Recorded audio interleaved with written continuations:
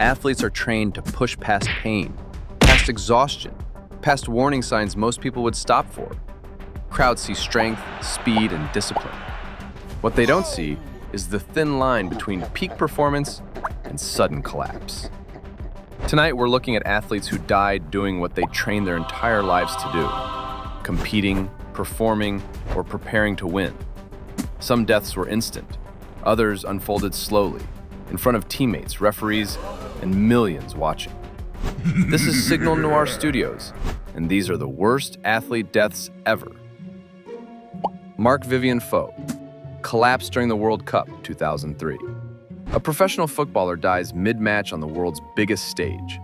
On June 26, 2003, Cameroon midfielder Marc-Vivien Foé stepped onto the field for a Confederations Cup semifinal in Lyon, France. He was 28 years old, a veteran international player, fit, experienced, trusted. For over an hour, the match played on without incident. Then, in the 72nd minute, Foé slowed near the center circle. No collision, no contact, no warning. He stumbled, then collapsed face down onto the grass. At first, players assumed he was cramping, but when he didn't move, panic spread instantly. Medics sprinted onto the field. Cameras zoomed in, then quickly cut away. CPR began immediately. Foé was rushed to the stadium medical room, but his heart had already stopped. Doctors later confirmed the cause: hypertrophic cardiomyopathy, a hidden heart condition that often shows no symptoms until sudden death. He never regained consciousness. The match resumed later that night. Players wore black armbands. Some cried openly during kickoff. A man in peak physical condition died in front of a global audience, proof that elite fitness does not guarantee survival. Dale Earnhardt, The Final Lap, 2001. NASCAR's most feared driver dies at the finish line. Dale Earnhardt was known as the Intimidator, 7-time NASCAR champion, aggressive, relentless, legendary. On February 18, 2001, he was racing in the Daytona 500, the sport's biggest event. He wasn't leading, he was blocking for his teammates, protecting them from challengers. Coming out of turn 4, the final lap, Earnhardt's car made contact with another vehicle. It veered sharply into the wall. The crash didn't look spectacular. No explosion, no airborne wreck. But the impact was catastrophic. His car struck the concrete barrier at nearly 160 miles per hour. The sudden deceleration caused a basilar skull fracture, an injury so severe it is almost always fatal. Rescue crews arrived within seconds. Fans waited in silence. Hours later, NASCAR confirmed what many feared: Dale Earnhardt was dead. His death shocked the motorsports world and forced sweeping safety changes, including mandatory head and neck restraints that have since saved countless lives. He crossed the finish line, but never made it out of the car. Miklós Fehér, laughing, then dead, 2004. A footballer collapses seconds after a yellow card. On January 25, 2004, Hungarian striker Miklós Fehér was playing for Benfica in a Portuguese league match. He was 24 years old, young, energetic, and coming off the bench late in the game. In the 90th minute, Fehér committed a minor foul and received a yellow card. He smiled, he laughed. He jogged backward into position. Then, without warning, his knees buckled. Fehér fell straight down onto his back, arms rigid, eyes fixed. There was no collision, no exhaustion, no visible distress beforehand. Players immediately signaled for help as medics rushed onto the pitch. CPR began on the field while teammates stood frozen, some praying, others crying. Fehér was transported to a nearby hospital, where doctors worked for nearly an hour. They could not restart his heart. The cause of death was later identified as hypertrophic cardiomyopathy, the same silent heart condition that had killed Marc-Vivien Foé months earlier. The footage became infamous. A smiling athlete, then sudden death in under 10 seconds. Benfica retired his number. His funeral was attended by thousands. It was a reminder that sometimes the body fails without ever sending a warning. Ayrton Senna, Formula One's darkest day, 1994. The crash that stopped the fastest sport in the world. Ayrton Senna was not just a Formula One driver, He was widely considered the greatest who had ever lived. Three-time world champion, obsessive, spiritual, fearless. On May 1st, 1994, Senna lined up at the San Marino Grand Prix in Imola. The weekend had already been cursed. Another driver had died the day before during qualifying. Senna had warned officials the cars were becoming too dangerous. The race went ahead anyway.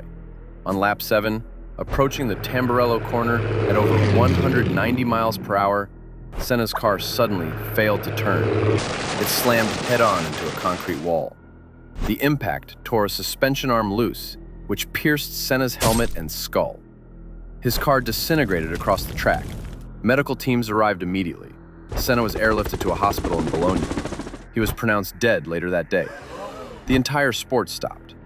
Drivers cried openly. Races were canceled. Safety regulations were rewritten almost overnight. Ayrton Senna's death didn't just end a life. It ended Formula One's belief that speed alone justified the risk. Hank Gathers, collapsed on the court, 1990. A college basketball star dies during a nationally televised game. Hank Gathers was one of the most dominant players in college basketball. A powerhouse forward for Loyola Marymount University, he played with explosive energy and relentless intensity. But Gathers had a problem few people knew the full extent of. In 1989, he collapsed during a game and was diagnosed with an irregular heartbeat. Doctors prescribed medication and advised caution. Gathers reportedly disliked how the medication made him feel, slower, less aggressive, and sometimes adjusted his dosage on his own. On March 4th, 1990, during a West Coast Conference tournament game, Gathers dunked the ball early in the first half. He jogged back on defense. Then he suddenly collapsed face first onto the hardwood. At first, teammates thought he had slipped, but when he didn't move, panic spread through the arena. Coaches screamed for help. Medics rushed the court. CPR began immediately as players knelt in shock. Gathers was rushed to the hospital, but he never regained consciousness. He was pronounced dead at age 23. The official cause? Cardiac arrhythmia. His death stunned the sports world and reignited debates about athlete health, medication compliance, and the pressure to perform at any cost. Fran Crippen died in open water, 2010. A world-class swimmer disappears mid-race. Fran Crippen was an elite long-distance swimmer and world champion. Unlike pool events, open water swimming pushes athletes into unpredictable conditions: waves, currents, heat, and exhaustion. On October 23, 2010, Crippen competed in a 10-kilometer race during the World Cup in Fujairah, United Arab Emirates. Water temperatures were dangerously high, around 88 degrees Fahrenheit. Midway through the race, swimmers began to struggle. Some signaled distress, others dropped out. Crippen did neither. He simply vanished. When he failed to finish, officials initially assumed he had exited the course unnoticed. Minutes passed. Then panic set in. Search boats were deployed. Divers entered the water. Crippen's body was recovered more than an hour later. The cause of death was determined to be heat exhaustion, compounded by dehydration and cardiac stress. His death led to immediate changes in international swimming regulations, including strict water temperature limits and improved safety monitoring. He drowned not because he couldn't swim, but because his body could no longer cool itself. Athletes are taught to ignore pain, to push through discomfort, to trust their training over instinct. But these stories show how unforgiving the line can be between peak performance and sudden death. From packed stadiums to open water, from roaring crowds to total silence, their final moments came without warning. This is Signal Noir Studios, where the next story waits in the dark.